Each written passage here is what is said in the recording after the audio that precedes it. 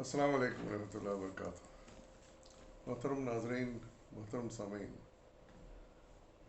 ہم ان ہیروز کی داستانیں پڑھ رہے ہیں جنہوں نے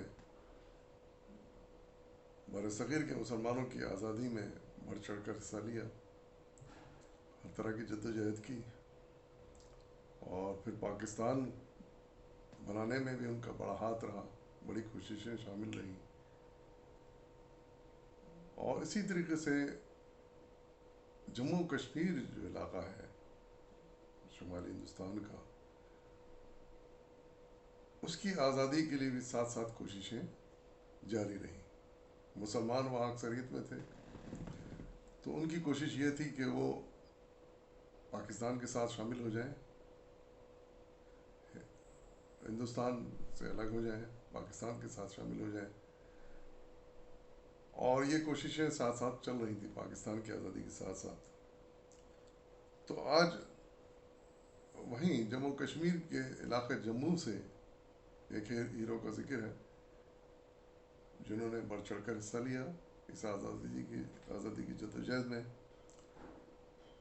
اور پھر آج کے اس مضمون سے ہمیں یہ بھی اندازہ ہوتا ہے کہ کیا کیا رکاوٹیں پیش آتی رہیں اس راہ میں، اور کس نے کیا کیا رول ادا کیا اس میں،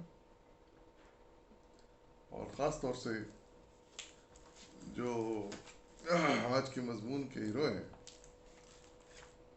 جناب چودھری غلام عباس، انہوں نے کیا رول ادا کیا۔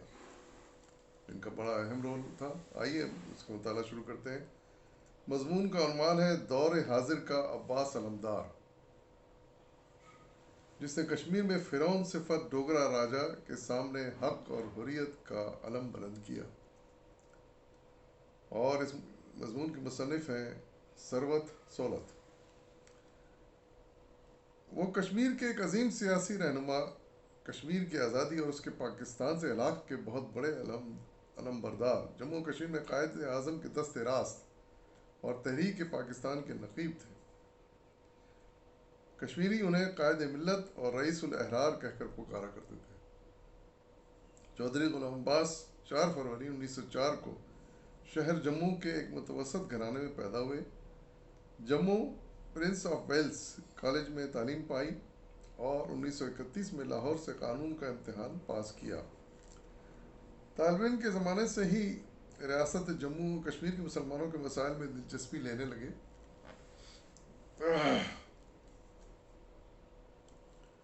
جموں کے مسلمانوں نے ینگ مینز مسلم ایسوسی ایشن، انجمن جوانان اسلام کے نام سے 1922 میں ایک تنظیم قائم کی تھی۔ یہی تنظیم ان کی ابتدائی سرگرمیوں کا مرکز بن گئی۔ چودھری غلام عباس ابھی ایف اے کے طالب علم تھے کہ 1924 میں انہیں اس تنظیم کا صدر منتخب کر لیا گیا۔ بعد میں سری نگر اور ریاست کے دوسرے شہروں اور قصبوں میں بھی اس تنظیم کی شاخیں قائم ہو گئیں۔ سری نگر شاخ کے صدر شیخ عبداللہ تھے۔ 2 شاخیں بن گئی ہیں، ایک سری نگر کا اور ایک جموں کی۔ سری نگر شاخ کے صدر شیخ عبداللہ تھے، یہ بھی بڑے معروف سیاستدان رہے کشمیر کے، جو بعد میں مقبوضہ کشمیر کے وزیر اعظم بھی بنے۔ یہ شاخ 1931 میں قائم ہوئی تھی۔ ریاستی مسلمانوں میں سیاسی اور ملی شعور پیدا کرنے میں اس انجمن کا بڑا اہم حصہ ہے۔ بہت سے رہنما اور کارکن جنہوں نے بعد میں تحریک آزادی کشمیر میں نمایاں حصہ لیا، شروع میں اس انجمن سے تعلق رکھتے تھے۔ جموں اور کشمیر مسلمانوں کی اکثریت کا علاقہ ہے۔ پاکستان بننے سے پہلے ریاست کی آبادی میں مسلمانوں کا تناسب 77% تھا، لیکن حکومت ڈوگرا قبیلے کے ایک ہندو راجا کی تھی۔ یعنی حکمران وہاں کا ایک ہندو راجا تھا۔ راجا نے مسلمانوں کے حقوق دبا رکھے تھے اور اس پر طرح طرح کے ان پر ظلم کرتا رہتا تھا، یہاں تک کہ راجا کی حکومت اور مسلمانوں کے مذہبی معاملات میں مداخلت کرتی تھی۔ یعنی چلو صرف حکومت کی حد تک نہیں تھا وہ، بلکہ مذہبی معاملات میں بھی وہ مداخلت کرتا تھا مسلمانوں کی۔ 1931 کا واقعہ ہے۔ شہر جموں میں امام صاحب خطبہ عید میں فرعون و موسیٰ علیہ السلام کی کشمکش کا حال بیان کرنے لگے۔ کشمیر کا راجا چونکہ فرعون بنا ہوا تھا، اس لیے اس کے کارندوں نے خطبے کو راجا کے خلاف سمجھا۔ ایک سب انسپکٹر پولیس نے امام صاحب پر بغاوت کا الزام لگایا اور خطبہ بند کرنے کا حکم دیا۔ مسلمانوں نے اس حکم کو دین میں مداخلت قرار دیا اور جلسے جلوسوں کے ذریعے حکومت کے اس فعل کی مذمت کرنے لگے۔ اس طرح ساری ریاست میں آگ لگ گئی۔ بعد ازاں ماہ جون میں سری نگر کے جلسے میں ایک پٹھان نوجوان عبد القدیر نے اپنی تقریر میں مسلمانوں سے ڈوگرا حکومت کے خلاف اٹھ کھڑے ہونے کی اپیل کی۔ پولیس نے اس نوجوان کو گرفتار کر لیا۔ 13 جولائی 1931 کو عبد القدیر کے مقدمے کی سماعت کے موقع پر ہزاروں لوگ عدالت کے سامنے جمع ہو گئے۔ پولیس نے مجمع منتشر کرنے کے لیے گولی چلا دی۔ نتیجے میں 22 آدمی شہید اور سینکڑوں زخمی ہو گئے۔ اس کے بعد سری نگر میں مارشل لگا کر حکم دے دیا گیا کہ جہاں کوئی مسلمان نظر آئے اسے گولی سے اڑا دو۔ سارا دن اندھا دھند فائرنگ ہوتی رہی جس سے بے شمار مسلمان شہید ہو گئے۔ ڈوگرا فوجیوں نے بے دردی سے مسلمانوں کے گھر لوٹے اور عورتوں کی عصمت دری کی۔ چودھری غلام عباس مسلمانوں کے حقوق کی مہم میں چونکہ آگے تھے، اس لیے رات کو انہیں دوسرے کشمیری رہنماؤں سمیت گرفتار کر لیا گیا۔ چودھری صاحب کی گرفتاری سب سے پہلے ہوئی، اس لیے انہیں ریاست کا پہلا سیاسی قیدی کہا جاتا ہے۔ ڈوگرا حکومت کے اس تشدد سے حالات سنبھلنے کے بجائے زیادہ بگڑ گئے۔ جگہ جگہ جلسے ہونے لگے اور حکومت کی مذمت کی جانے لگی۔ سری نگر میں پورے 1 ماہ ہڑتال رہی۔ آخر حکومت نے ہتھیار ڈال دیے۔ چودھری غلام عباس، شیخ عبداللہ اور دوسرے کشمیری رہنما رہا کر دیے گئے۔ حکومت ان سے بات چیت کے ذریعے ریاستی مسائل حل کرنے پر راضی ہو گئی۔ یہ جموں و کشمیر کے مسلمانوں کی بہت بڑی کامیابی تھی۔ چونکہ یہ فتح 13 جولائی کے حادثے کے نتیجے میں ملی، اس لیے کشمیری مسلمان 13 جولائی کو یوم شہداء کے نام سے اس واقعے کی یاد مناتے ہیں۔ جموں کشمیر کی حکومت نے مسلمان رہنما سے ملاقات کے بعد فیصلہ کیا کہ ریاست میں ایک قانون ساز اسمبلی قائم کی جائے، اور اب مسلمان رہنماؤں کو احساس ہوا کہ مسلمانوں کے مفادات کی حفاظت اور تحریک آزادی کو مضبوط بنیادوں پر منظم کرنے کے لیے باقاعدہ تنظیم کی ضرورت ہے۔ چنانچہ اکتوبر 1931 میں چودھری غلام عباس اور شیخ محمد عبداللہ نے مل کر آل جموں کشمیر مسلم کانفرنس قائم کی، جس کا پہلا اجلاس سری نگر میں 15 اکتوبر سے 17 اکتوبر تک ہوا۔ شیخ عبداللہ مسلم کانفرنس کے صدر اور غلام عباس جنرل سیکرٹری منتخب ہوئے۔ 1934 میں جب سے ریاستی اسمبلی کے پہلے انتخابات ہوئے تو اسمبلی میں مسلمانوں کی 21 نشستوں میں سے 16 نشستوں پر مسلم کانفرنس کے نمائندے منتخب ہوئے۔ 2 سال کے بعد پھر انتخابات ہوئے تو مسلم کانفرنس کی کامیاب نمائندوں کی تعداد 19 ہو گئی۔ کشمیر کے مشہور حریت پسند ہندو رہنما پریم ناتھ بزاز کا کہنا ہے کہ اگر چودھری غلام عباس کشمیری مسلمانوں کی رہنمائی نہ کرتے تو 1934 میں ریاست میں قانون ساز اسمبلی کا قیام ممکن نہ ہوتا۔ 1939 میں جموں اور کشمیر کے مسلمانوں میں مکمل اتحاد قائم رہا، لیکن اس کے بعد ختم ہو گیا۔ شیخ عبداللہ سیکولرزم کے علم بردار کل ہند کانفرنس کمیٹی کے جال میں پھنس گئے۔ یعنی دونوں لیڈر جو ساتھ ساتھ چل رہے تھے آزادی کے لیے کشمیر کے، شیخ عبداللہ نے اپنا راستہ الگ کر لیا اور وہ کانگریس میں جا کے شامل ہو گئے، اس کے جال میں پھنس گئے، اور انہوں نے مسلم کانفرنس رکھنے کی تجویز پیش کی۔ مسلم کانفرنس کا نام بدل کر نیشنل کانفرنس رکھنے کی تجویز پیش کی تاکہ آزادی کے حقوق کی جدوجہد میں ریاست کے غیر مسلم آبادی کو بھی شامل کیا جا سکے۔ یعنی انہوں نے شیخ عبداللہ نے تجویز یہ دی کہ مسلم کانفرنس کا نام بدل کے نیشنل کانفرنس رکھ دی جائے تاکہ غیر مسلم بھی اس جدوجہد میں ہمارے ساتھ شریک ہوں۔ یہ شیخ عبداللہ کا خیال تھا۔ چودھری غلام عباس کی کوئی تجویز اس شرط کے ساتھ منظور پر تیار ہو گئے کہ نیشنل کانفرنس کو ہندوستان کے سیاست کے اثر سے محفوظ رکھا جائے گا، ہندوؤں کے سیاست کے۔ چنانچہ 1939 میں مسلم کانفرنس کا نام نیشنل کانفرنس رکھ دیا گیا۔ میرے بعد میں متفق ہوئے غلام عباس بھی، اور اس کا نام بدل کے نیشنل کانفرنس رکھ دیا، مگر شیخ عبداللہ خود کو کانگریس کے اثر سے آزاد نہ رکھ سکے، جس کی وجہ سے کشمیر کے ان دونوں رہنماؤں میں تعاون قائم نہ رہ سکا۔ چودھری غلام عباس چند ماہ بعد ہی نیشنل کانفرنس سے الگ ہو گئے اور 1941 میں مسلم کانفرنس قائم کی۔ یعنی غلام عباس دیکھا کہ یہ بالکل پوری طرح اثر میں آ گئے ہیں شیخ عبداللہ ہندوؤں کے اور کانگریس کے، تو پھر وہ الگ ہو گئے ان سے، اور 1941 میں مسلم کانفرنس دوبارہ قائم کر دی انہوں نے۔ کانگریس کی مداخلت سے کشمیری مسلمانوں میں جو افتراق پیدا ہوا، اس نے آزادی کی تحریک کو بہت نقصان پہنچایا۔ اس کا اثر آج تک محسوس کیا جا رہا ہے۔ 1941 میں مسلم کانفرنس کی تجدید سے کشمیری مسلمانوں کی تاریخ کا ایک نیا دور شروع ہوا۔ اب تک کشمیری مسلمان برطانوی ہند کی سیاست سے الگ تھے، لیکن ادھر دور رس تبدیلیاں ہو رہی تھیں۔ مارچ 1940 میں مسلم لیگ نے پاکستان کے نام سے آزاد مملکت کی قیام کا مطالبہ کیا۔ قرارداد پاکستان پاس ہوئی تھی۔ کشمیر مسلم کانفرنس کی ریاست اور جغرافیائی لحاظ سے بھی پاکستان کا ایک حصہ تھی، اٹیچ تھے پاکستان کے بارڈر سے۔ کشمیری مسلمان برصغیر کی ملت اسلامیہ کا ایک حصہ تھے، اس لیے برصغیر کے مسلمانوں کے مستقبل سے بے تعلق نہیں رہ سکتے تھے۔ چنانچہ اپریل 1942 میں جموں کشمیر کانفرنس کے سالانہ جلسے کی صدارت کرتے ہوئے چودھری غلام عباس نے تحریک پاکستان کی حمایت کا اعلان کیا اور کہا، ان کے الفاظ ہیں: ریاست کے جموں کشمیر ایک مسلم ریاست ہے۔ ریاست جموں کشمیر ایک مسلم ریاست ہے، اس لیے ہر لحاظ سے پاکستان کا ایک لازمی حصہ ہے۔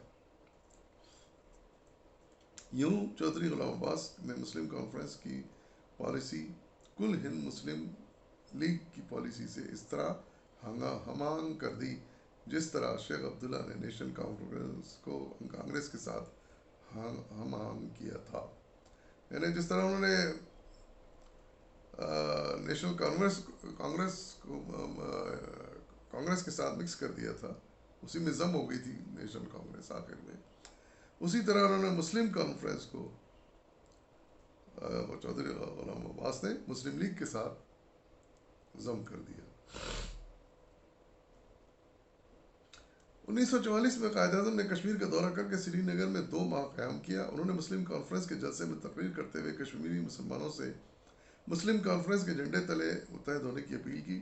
ایک ملاقات میں قائد اعظم نے چودھری غلام عباس صاحب سے کہا، قائد اعظم کے الفاظ ہیں: غلام عباس، میں تمہیں مبارکباد دیتا ہوں۔ میں نے یہاں بے شمار سیاسی کارکنوں سے، جن میں ہندو بھی شامل تھے، باتیں کی ہیں، وہ سب نے تمہاری دیانت اور خلوص کی تعریف کی ہے۔ واہ سبحان اللہ، کیا اچھے الفاظ قائد اعظم نے کہے اس بارے میں۔ کشمیر میں ایسی قانون ساز اسمبلی قائم کرنے کے لیے جو صحیح معنوں میں خود مختار ہو اور کشمیری مسلمانوں کو ڈوگرا راج کی غلامی سے آزاد کرانے کے لیے چودھری غلام عباس نے جو مہم چلائی، اس کی وجہ سے 1931 سے 1947 تک ڈوگرا حکومت نے انہیں 7 مرتبہ قید کیا۔ ہر بار ان پر بغاوت کے الزامات لگائے گئے، مقدمے چلائے گئے، لیکن چونکہ چودھری صاحب کو یہ جبر آزادی کے راستے سے نہیں ہٹا سکا۔ 3 جون 1947 کو برطانوی حکومت نے تقسیم ہند کا اعلان کر دیا۔ ریاستوں کے سربراہ کو حق دیا گیا کہ چاہے تو پاکستان میں شامل ہو جائیں، چاہے تو ہندوستان میں۔ اگر ان میں سے کسی ملک میں شامل نہ ہو تو آزاد بھی رہ سکتے ہیں، لیکن اس اعلان کے ساتھ یہ توقع کی گئی تھی کہ ریاست کا سربراہ فیصلہ کرتے وقت ریاست کے جغرافیائی محل وقوع اور ریاست کے عوام کی مرضی کا خیال رکھے گا۔ یعنی یوں تو سربراہوں کو آزادی دی گئی، حکمرانوں کو جس کے ساتھ چاہیں شامل ہو جائیں، لیکن یہ بھی ایک خیال تھا کہ وہ اپنے عوام کا خیال رکھیں گے اور سرحدوں کا خیال رکھیں گے۔ اس فیصلے سے قبل 27 جولائی 1947 کو مسلم کانفرنس نے چودھری غلام عباس کی زیر صدارت اپنے مقاصد کے حصول کے لیے سول نافرمانی شروع کرنے کا فیصلہ کیا۔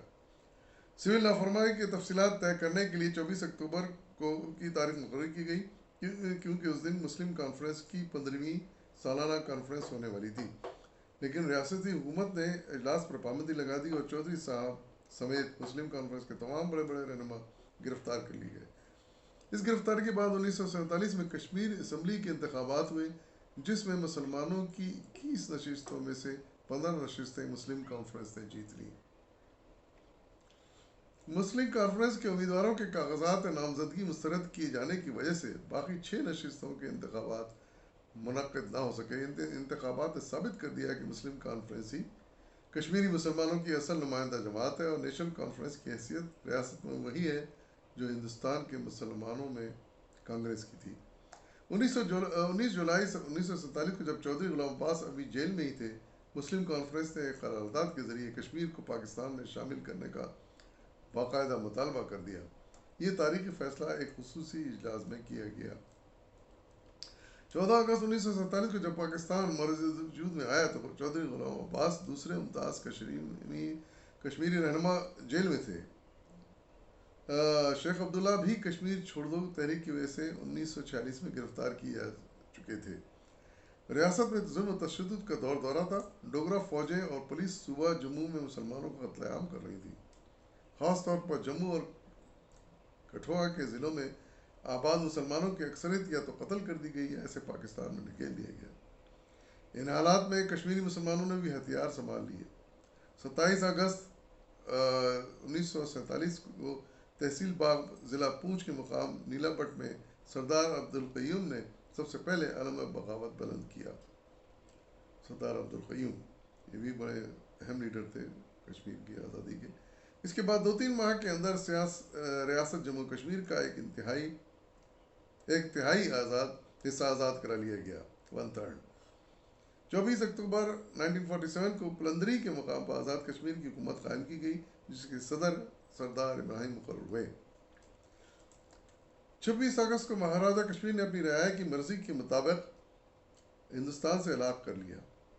مرضی کے خلاف 26 اگست کو مہاراجہ کشمیر جو ڈوگرا راجا تھا ہندو، اس نے اپنی رعایا کی مرضی کے خلاف ہندوستان سے الگ کر لیا اور 27 اگست 1947 کو ہندوستانی فوجیں کشمیر پہنچنے لگیں۔ جب الگ کر لیا تو ہندوستان نے بھی اپنی فوجیں کشمیر بھیجنا شروع کر دی تاکہ اس قبضے کو مضبوط کیا جا سکے۔ اس موقع پر ہندوستانی فوج نے شیخ عبداللہ کو سخت بات دکھا کر اور یہ یقین دلا کر کہ کشمیر کے مستقبل کا فیصلہ اہل کشمیر کی رائے سے ہوگا، اپنے ساتھ ملا لیا اور انہیں رہا کر کے مقبوضہ کشمیر کا وزیر اعظم مقرر کر دیا۔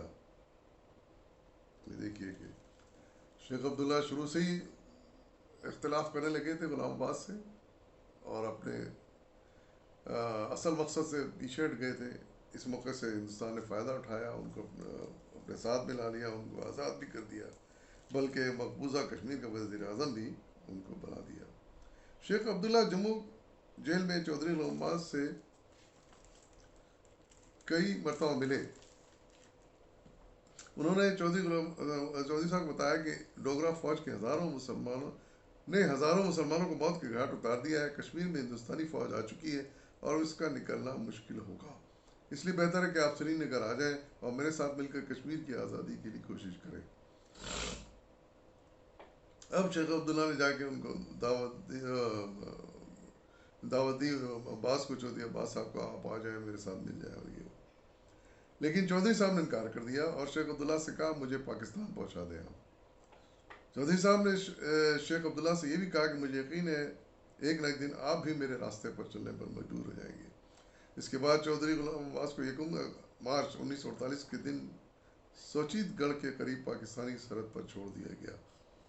جب انہوں نے اصرار کیا کہ مجھے پاکستان چھوڑ دیں، میں نہیں رہنا چاہتا مقبوضہ کشمیر میں، تو ان کو پاکستان کی سرحد پر چھوڑ دیا گیا۔ پاکستان آنے کے بعد چودھری غلام عباس سیالکوٹ پہنچے، جہاں مہاجرین نے جموں کشمیر کی بڑی تعداد پناہ گزین تھی۔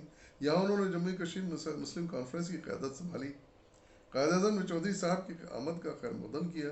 ان کی ہدایت پر اپریل میں سردار محمد ابراہیم کی زیر صدارت آزاد کشمیر کی حکومت کی کابینہ نے چودھری غلام عباس سے درخواست کی کہ حکومت آزاد کشمیر کے نگران اعلیٰ کا عہدہ قبول کرے۔ انہوں نے یہ عہدہ قبول کر لیا اور 1951 تک حکومت آزاد کشمیر کے نگران رہے۔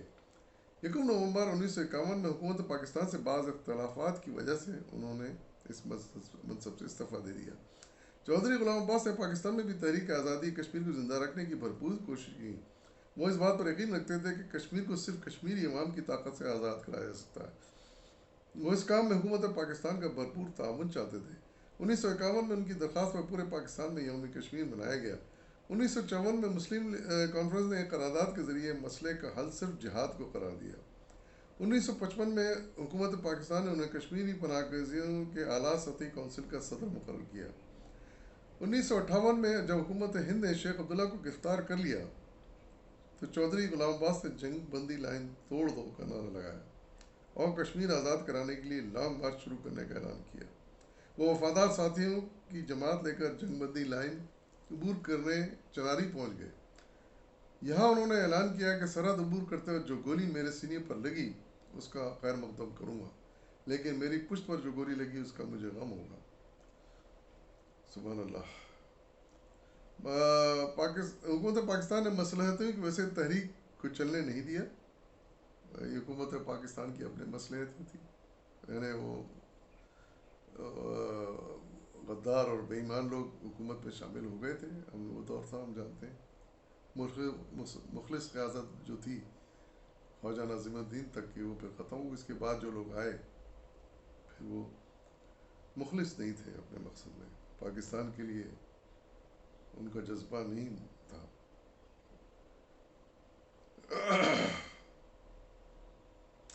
تو حکومت پاکستان نے مصلحتوں کی وجہ سے تحریک کو چلنے نہیں دیا اور چودھری غلام عباس اور 6,000 رضاکاروں کو گرفتار کر لیا۔ یہ تحریک چودھری صاحب کی ہمت، جرات اور خلوص کا روشن ثبوت ہے۔ اگر اس میں رکاوٹ نہ ڈالی جاتی تو شاید آج کشمیر کی صورتحال مختلف ہوتی، کشمیر آزاد ہو چکا ہوتا۔ یعنی انہوں نے بارڈر کراس کرنے کی تیاری پوری کر لی تھی چودھری غلام عباس نے 6,000 مجاہدین کو ساتھ دے کر، لیکن حکومت نے روک دیا، پاکستانی حکومت نے روک دیا۔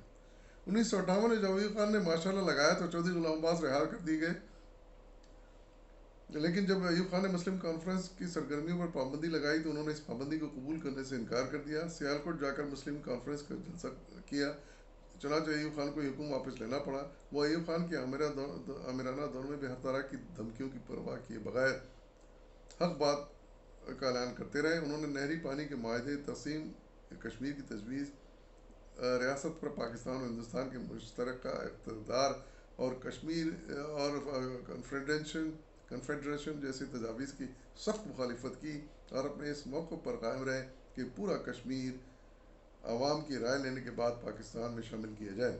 1965 میں پاکستان اور ہندوستان کی جنگ کے دوران جب پاکستان نے فوجی کارروائی کے ذریعے مسئلہ کشمیر حل کرنا چاہا تو چودھری غلام عباس بہت خوش ہوئے اور انہوں نے حکومت پاکستان سے ہر ممکن تعاون کیا، لیکن جب 3 ہفتے بعد جنگ روک دی گئی تو انہیں بڑا افسوس ہوا۔